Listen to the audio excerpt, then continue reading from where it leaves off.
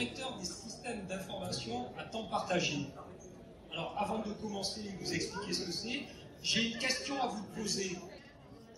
Alors, qui connaît Denis Nedry? Denis Nedry, ça vous parle, Denis? Ça ne parle pas?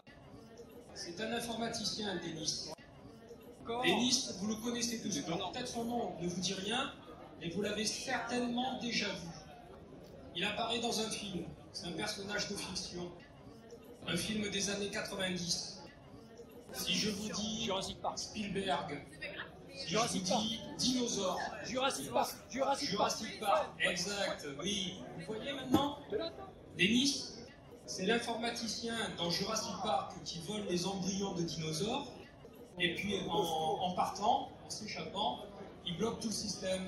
Et c'est là que les dinosaures s'échappent et qu'il y a toutes les catastrophes.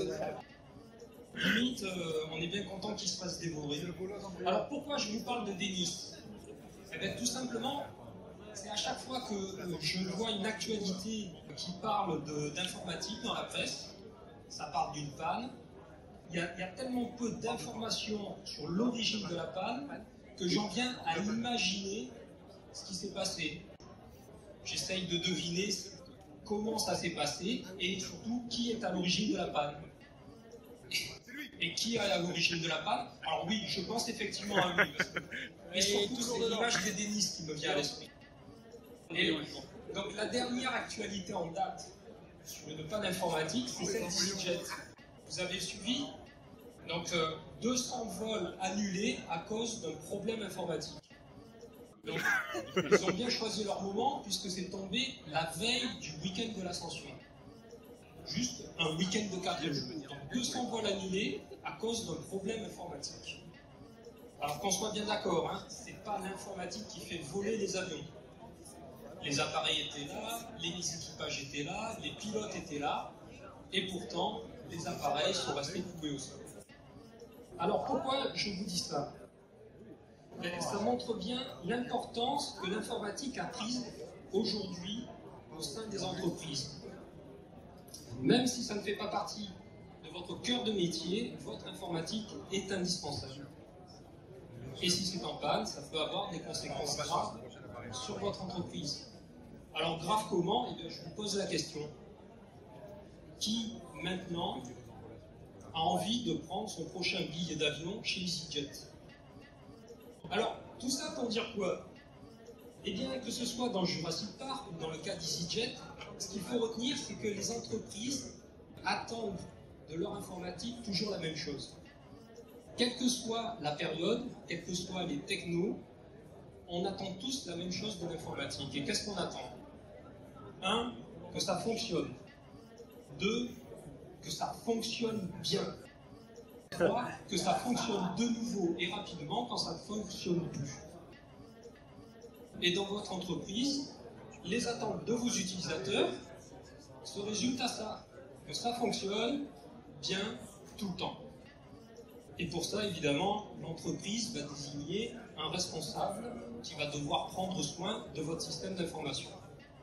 Si vous êtes là aujourd'hui, c'est que certainement parmi vous, le responsable dans votre entreprise, c'est vous. Alors, accessoirement, vous allez aussi devoir assumer les conséquences des pannes et devoir subir la pression des utilisateurs. Alors, si vous êtes un DSI, donc un professionnel, ça vous parle, hein, vous reconnaissez là les objectifs et les contraintes liées à la fonction. C'est votre métier, ça fait partie du métier, il n'y a pas de surprise. Par contre, si vous n'êtes pas un professionnel de l'informatique, tout de suite ça peut être beaucoup plus compliqué. Donc mon message aux DAF, aux DRH, aux directeurs marketing qui ont hérité de la patate chaude, c'est faites appel à un professionnel. Ne prenez pas de risques. Pour vous comme pour votre entreprise, faites appel à un DSI. Alors vous allez me dire, oui mais moi je travaille déjà avec un informaticien. Quand il y a un problème, je l'appelle, il me dépanne. Bon, très bien. Mais est-ce qu'il fait vraiment office de DSI? C'est-à-dire, est-ce qu'il assure bien les missions suivantes? Est-ce qu'il connaît bien l'état actuel et de l'ensemble de votre système? Est-ce qu'ensuite, il vous dit comment faire évoluer votre SI pour accompagner au mieux le développement de votre entreprise. Et enfin, est-ce qu'il vous a proposé les différentes étapes, les différents projets pour passer de l'état actuel à l'état futur? Alors vous allez me dire, oui mais ça, c'est pas ce que je lui demande, pour gérer les évolutions, c'est moi qui le fais, je le fais déjà plus ou moins, ça va. Ok. Je vous donne des situations qui vous permettront de savoir si vous avez quand même besoin de faire appel à un professionnel.